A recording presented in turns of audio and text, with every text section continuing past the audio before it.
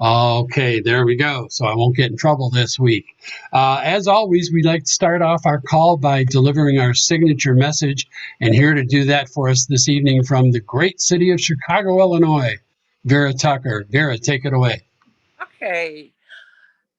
I am part of a growing team of entrepreneurs with a shared mission to protect and empower 2 million families and small business with Legal Shield Network of law firm and world-class identity theft services. What we do matters, and we are looking for help. Outstanding, Vera. Thank you very much. And with that, let's go to our hostess for this evening, Miss Annette Szobar.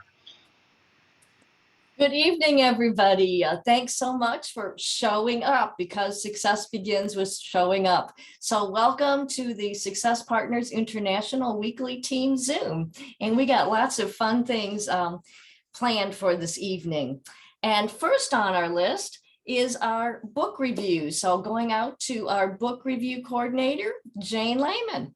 Good evening, everyone. It is Jane Lehman here, and we have the pleasure tonight to hear from Linda Beck, who is going to give us a book review on none other than our very own Lorna Rasmussen's The Absolute Best Way for Women to Make Money. So, Linda, it's all yours. Thank you, Jane. And for those who don't know, Lorna is a $100,000 ring earner and a Millionaire Club member here at Legal Shield. This book was written in the form of a story or a novel. Meet Kirsten, an unhappy employee and not looking forward to her day. Meet Paula, a confident businesswoman who is happy with her life and looking forward to her day, the day before her. Two old friends that lost touch, then reconnected by chance, a chance encounter 5 years later in the same coffee shop where they last met. Was it really a chance meeting?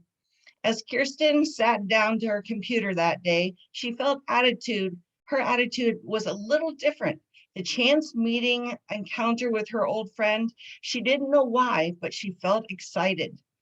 She wanted to know what Paula was up to and what she had been doing with her life. The two started meeting on a regular basis.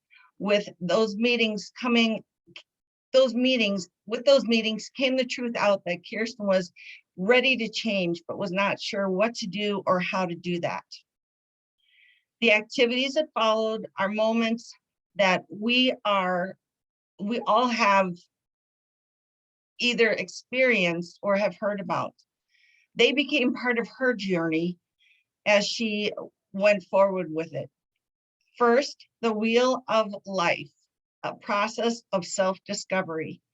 Finding a balance in your life, considering the spokes of a wheel: financial, career, mental education, physical health, social, cultural, spiritual, ethical, and family and home.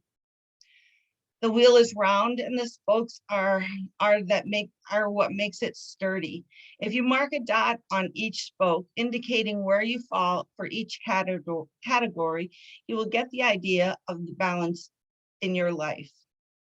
Working on a dream list, big or little, write down those dreams to help balance each area of the wheel. In this process, Kirsten was finding her visions and values and determining her ultimate why.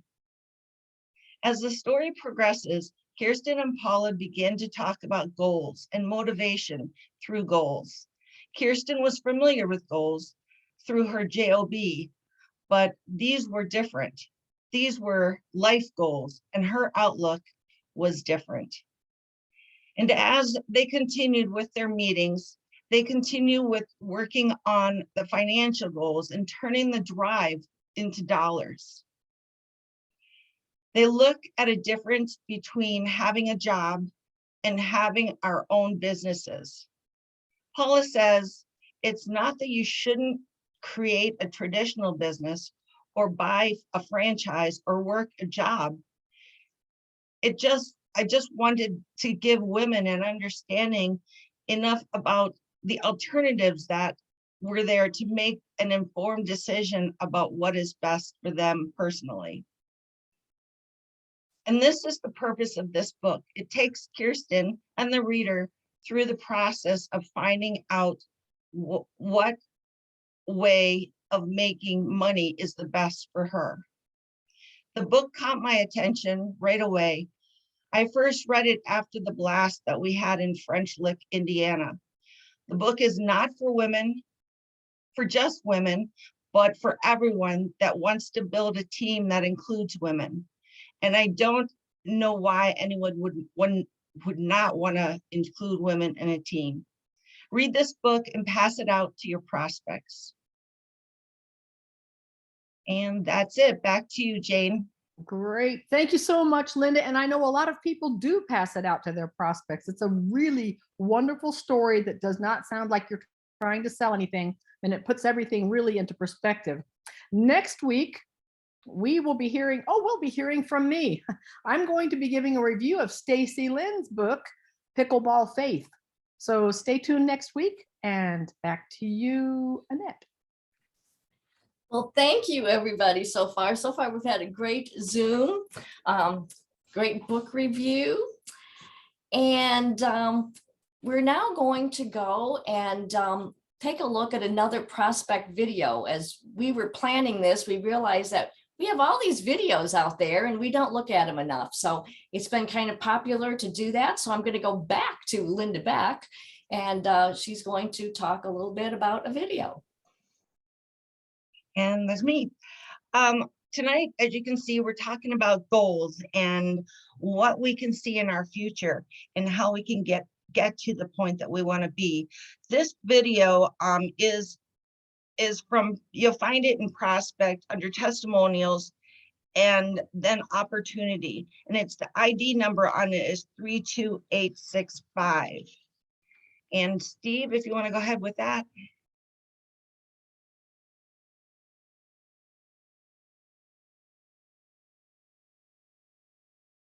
Is anyone else hearing that? We can't hear it, Steve.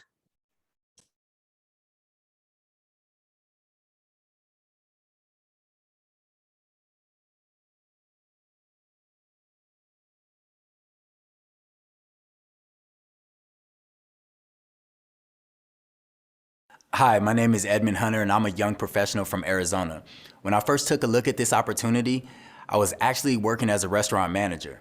I started as a server, became a bartender, and eventually settled in and decided to make it my career. However, I hadn't seen myself doing that with my life. I wanted to play professional basketball, and I had a chance to do that on a smaller scale down in Mexico. It just didn't last as long as I wanted it to. So at that point, I was at a crossroads in my life.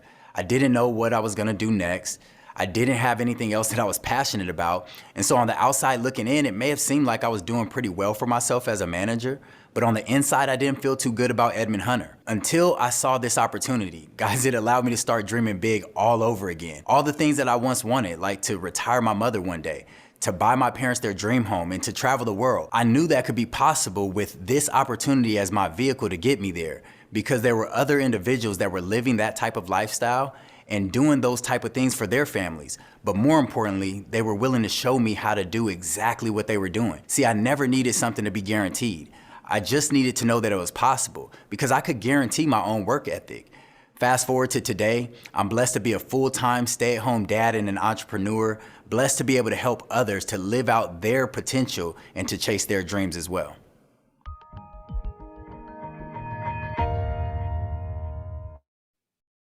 Thanks, Steve. That was great. And we should take advantage of all these videos that are in Prospect. That's just one of many. And I'm going back to you now, Annette. Thank you, Linda.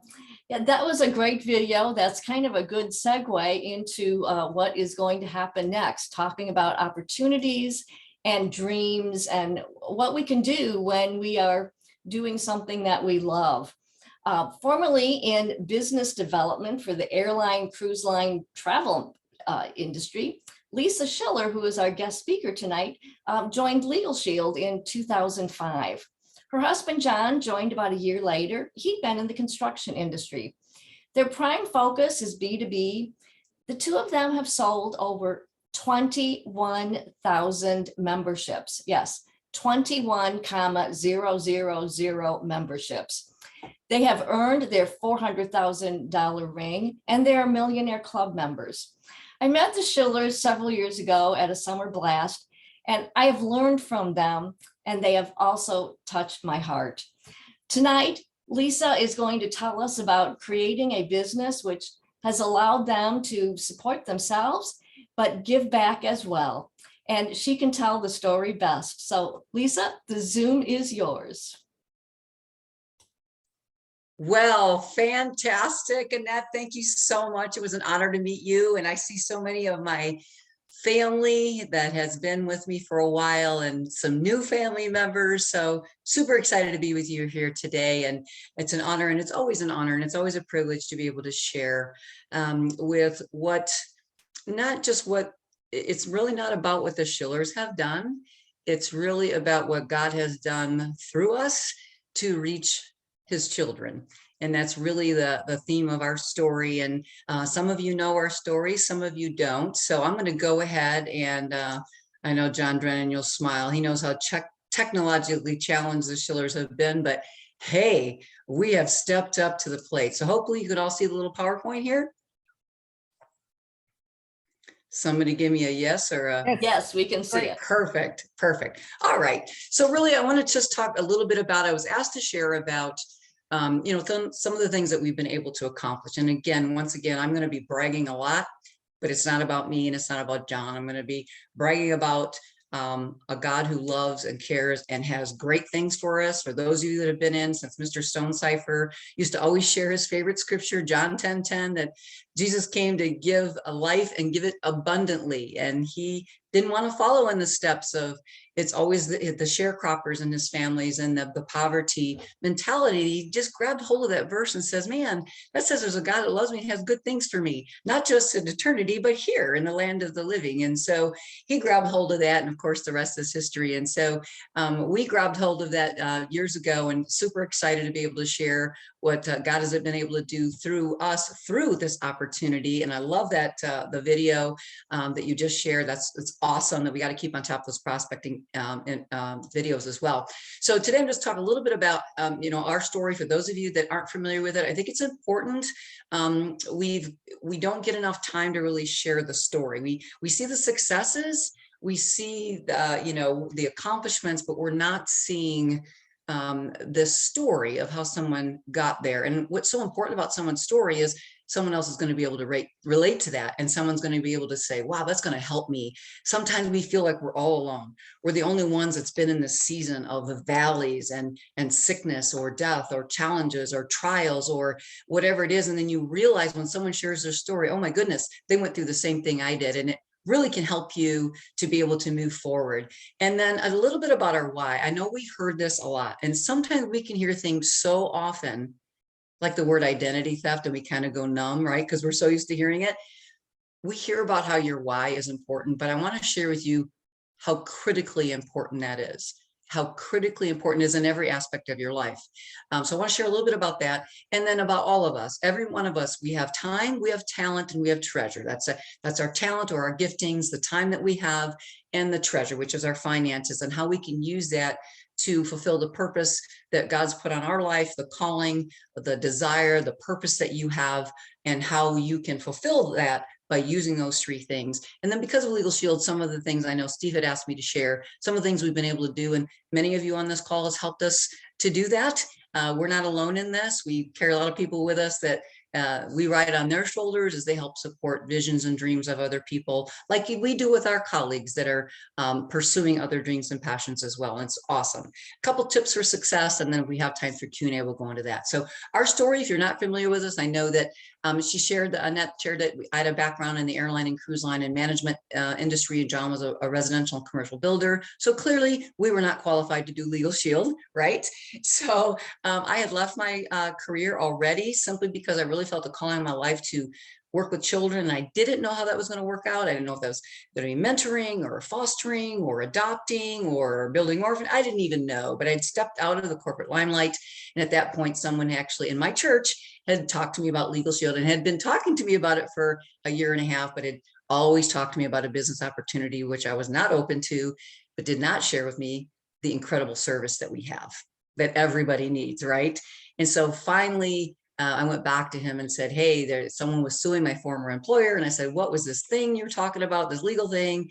He shared me the service and I got it. Came members, was not interested in the business. So that's a couple tips for you there.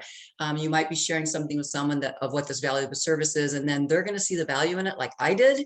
And then I started pursuing the business on a part-time level, while John was at that time a gainfully employed residential builder. And then we all know what happened with the building market in 2005, right about when I got in the business. So there we were between a rock and a hard place. And the only reason I share this story is because I believe it will help some of you on this line. And that story is this. After being gainfully employed and having a little money in the bank and pursuing and going through life, and then we hit that brick wall. I'd already left my career. John's business, because of the business industry and the building industry and people not paying him, lost his business. He had built a house that we were going to turn for profit. We all know what happened in 2005 and 2006. And we were in that house and we're stuck with a quadruple mortgage, quadruple taxes, quadruple utilities.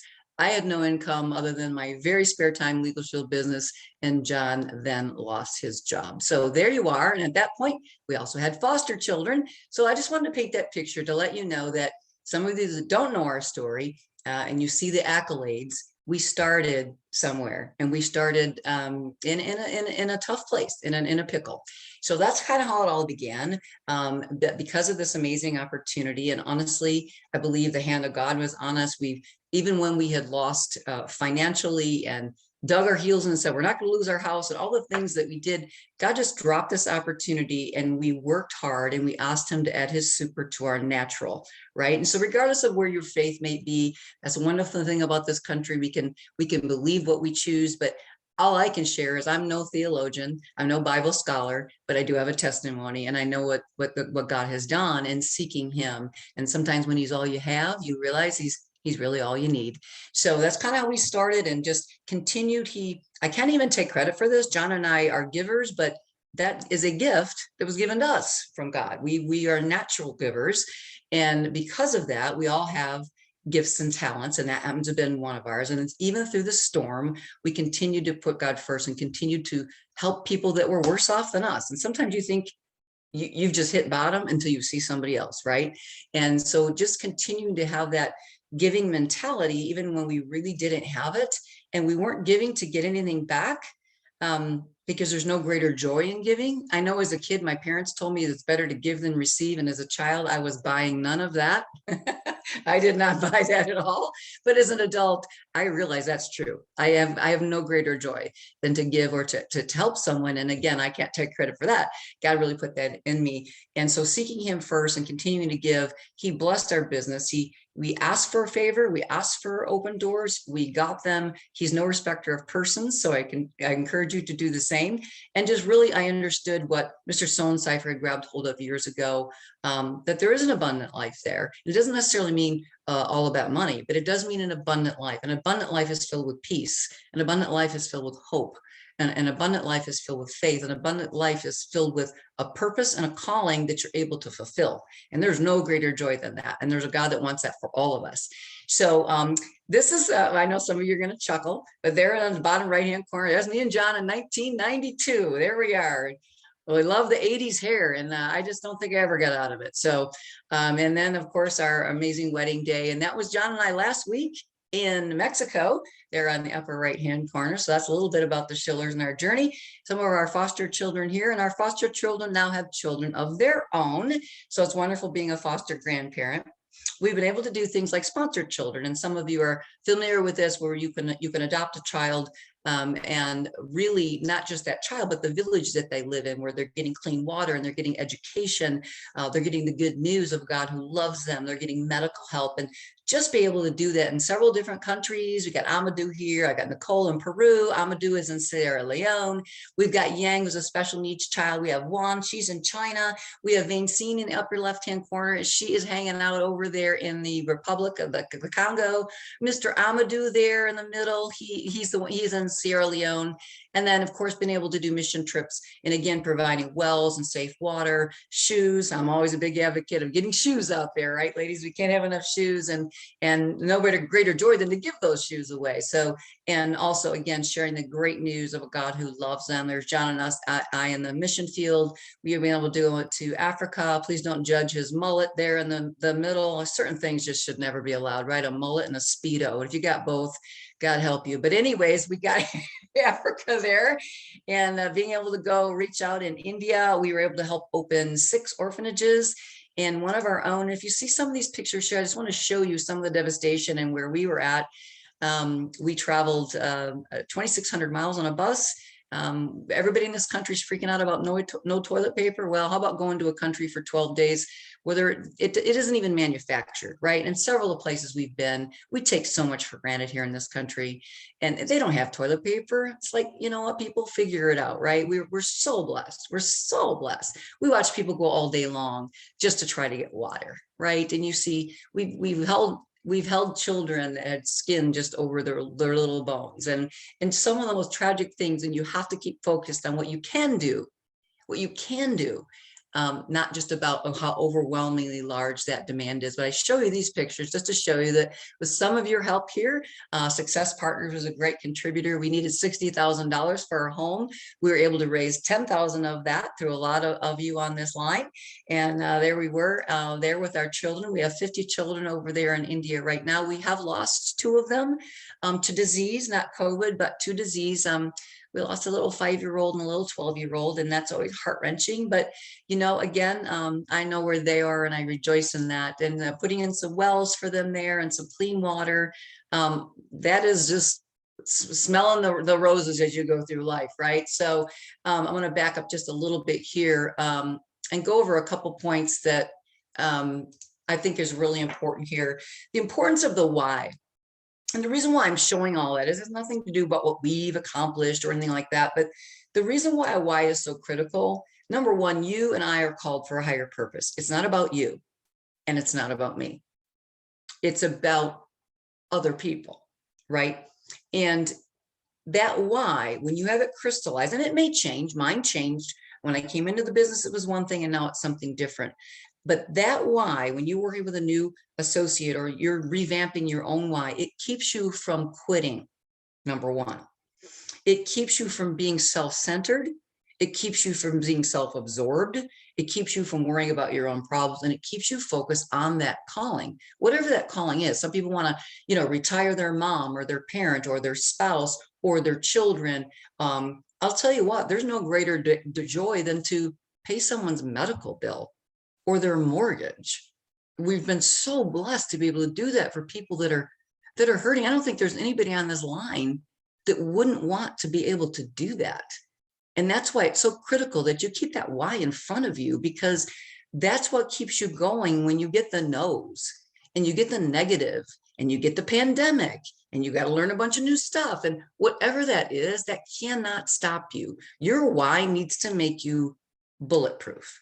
And my why is more now of a legacy, in a phase of our life where, if we're called home, we want this to be able to go on beyond us. Now, since Christmas of 2021 and the second week of January, John and I had 5 funerals. Someone on our team lost a 9-year-old daughter. I lost my very best friend on January 16th. And I came down with COVID round 2, laryngitis, shingles, all at the same time. So, everybody has these seasons in life and these challenges and trials, but when you have that why there, none of that stops you. Nothing will stop me till God calls me home. It's not going to stop me, right? It's a setback. It's a valley, it's a season, but it's not going to stop you. So it keeps you focused. So I wanted to share with you about your time and your talent and your treasure. All of us have the same amount of time, 24 hours in a day. We have a talent. A difference between a talent and a gift is a God-given thing. It's an inbred thing. That's a gift that God created you to have. And that gift could be teaching. It could be you have a gift of being an encourager. You have a gift of hospitality and hosting. You have a gift of being a giver.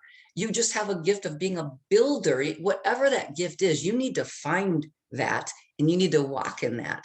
We're all different. We all can't be doing the same thing. So there's no room for envy or jealousy, because every single part of this body makes up the body, right? Makes up the body of Legal Shield and the family and the believers and all of that. We all have different things to contribute. So you have an inborn skill that God has given you, and you have a natural ability or a talent that you can hone and work hard at and make that great, right? So you have a couple of things going through you. So if you are using your time or your talent or your treasure, here's the best thing: when you can reach a point where you can do all three. And hallelujah, we're able to do all three right now, which we could not do the first 10 years in this business. John and I did not take a single vacation. Someone coming from the travel industry who had been on 36 cruises when I met my husband in 1992, that was a hard thing to do. But you know what? That's the price you pay for what we're able to do now, right? So making sure that we're investing our time, our talent, our treasure, which is our finances. Some people can send, some people can go, some people can support, but making sure that we're seeking that purpose for the time that we're in. We're all called for a time such as right now. We're all called for this time. We're here for a reason. This is no accident. And we're here in this season for a reason as well. One of the things I hear people say is, well, I don't really need that much, or I've reached a certain level, or my goal is fulfilled, or whatever that is. And I just want to share with you one thing I'm very passionate about. There's no one on this line who will ever hear this that has ever made enough money. And it's not about the money. It's not about how many extra homes I could have, or boats, or whatever. And I believe God loves to bless his children, don't get me wrong, but here's the bottom line. Until there are no more struggling veterans, and there are no more homeless people, until there's no more cancer, and there's no more AIDS, and there's no more COVID, until there's no more homeless vets, until there's no more, you getting my picture here? Till there's no more human trafficking. Find something that ticks you off so badly that you can't sleep at night. You have to do something about it, right? So John and I, again, social injustice, world peace. Okay, there's not world peace. So until there is, you haven't made enough money, right? So let's just make sure that we're not giving up on that goal. And if you reach this particular goal, you just set another one, because there's always somebody that needs help. And it does take money to run great organizations and charities and things like that. So, but it's because of the supernatural hand of God and the Legal Shield opportunity, we've been able to do this. We've been able to give more than we used to make. No greater joy in that. We've been able to support several different charities that we believe in. Again, you line yourself, and that's something from my local hometown, the food banks where I'm at, supporting children in my own local area, and then certain organizations and ministries that are near to me. Now, human trafficking, to me, I can't fathom anything worse than being an 8-year-old being used for sex trafficking. Can't fathom, right? So you put your time, talent, and treasure into those organizations. And we don't always have to reinvent a wheel. Like our orphanage in India, we joined forces with an organization called angelhouse.me. So angelhouse.me. You can fund it, they will build it, and then you can go and meet those children and then continue a relationship with them. So again, it's not a matter of you having to recreate a wheel. You can tap into organizations that are already there. So we've done that locally. We've done that with ministries in not only this country, but also abroad on the human trafficking front, and everything from canines helping our veterans to helping children have a smile that need surgeries and can't get them. So it's been just a blessing and an honor to see what God has done from two people that we have no special talents. We have nothing special about the Schillers. We just didn't give up. So people do ask us about our success, and I will leave you with this. This is my blueprint. And number one is prayer. I do believe in again, I have a testimony. I know I was not raised in church or anything like that, but I know when I asked God to reveal himself to me, he did. And he changed my life, changed the trajectory of my life. And he's no respecter of persons. I always kid my friends. I tell them Jesus loves you, but I'm his favorite. But y'all know that's not true. We're all his favorite, right? But just keeping prayer in the forefront of praying for our nation and other people that are hurting, and your fellow colleagues and the leadership of this country and of this company, and our field leaders, your fellow associates. Let's do that. Let's ask God to supernaturally open those doors and to grant that supernatural favor and add his super to our natural and work hard at it, right? It's a great 1-2 punch, right? Number two is passion. You have to have passion for this. If you started to get lukewarm or cold, we all go through that. We get them dry spells. What do? You tap in, you hear other people's stories, get the membership stories and what it's helped people. Oh my gosh, that has got to fuel you, right? So just make sure you're tapping in and keeping that passion on fire. Performance, you have to track what you're trying to accomplish. Right? Start with the end in mind and work backwards, whatever that is, how many recruits you want to have, how much premium you want to sell, whatever that is. You can do that in any area of life and then track that. Partner up with somebody. If you want to stay gainfully and wonderfully married like we have, you might want to choose a different partner than your spouse, but have a workout partner that's going to hold you accountable. Right? And you have shared goals and visions, and you can share that with one another. Don't get your BFF that's going to tell you it's okay that you didn't do what you said you're going to do. Get somebody who's willing to kick you in the butt and say, no, not acceptable. Okay, that was yesterday. Let's start again today, right? Being professionally persistent, and that's following up and getting the permission to follow up rather than being a pest. So there's a difference in the two. As long as you have their permission, you can be professionally persistent. And then honestly, the name of the game is persevere. You have to endure and you have to persevere, which is why your why is so critically important. My favorite life verse is Galatians 6:9, which basically says, don't weary in doing well, because in due season, you will reap a harvest if you don't quit. So with that, I will turn it back to you, Miss Annette. Thank you for letting me share. Thank you so much, Lisa. Wow. I mean, just absolutely wow. I took like 3 pages of notes here. And I usually remind people at the beginning to have a piece of paper, but I should have reminded them to have a Kleenex close by too, because you really grabbed my heart as well. Thank you so much. So with that said, we all have some work to do. We have to figure out what our why is and just really pursue it. So let's move on here. Giving some announcements. Tomorrow is the end of the month. And just a reminder that if you have a new associate that's been recruited this month by 2/28, they will get their $50 fee back if they have 1 membership sold in their first 20 days. Our team Zooms, we have a slightly different schedule. Membership only is going to be Tuesday at lunch, Thursday evening. Opportunity is going to be Monday and Wednesday evenings. And we are trying out a new thing. Friday lunch will be a 20-minute small business presentation. And also don't forget about our morning stretch calls. It's a great way to start the day. All the times and details are listed at successpartnerscalendar.com. So check out the time frame for you. And then last December, Steve, Linda, and I volunteered to be hosts for the first quarter of 2022.